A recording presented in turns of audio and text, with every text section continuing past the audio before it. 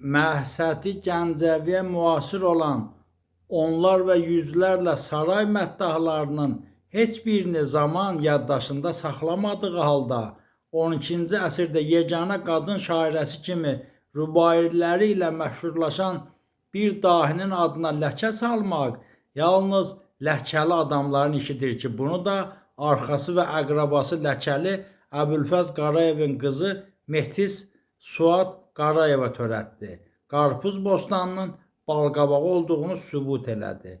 Belələri içimizdə tərifli qoz kimi içi çürük olanlar qədər çoxdurlar. Özgə yanını yuyan atalarından təlim və tərbiyə görüb, qarpız qabığını yeyən yuyulmamış qaşıqlar hələ də içimizdədir. Belələrini Xəlil Rıza Ulutürk tiranların yambızını biraz altdan öpənlər adlandırır. Hələ 12-ci əsrdə Ermənistan, Rusiya dövlətləri yaranmayanda təfəkkürü formalaşmış Azərbaycan xalqı, Azərbaycan dövləti məhsətiləri yetirə bilirdi.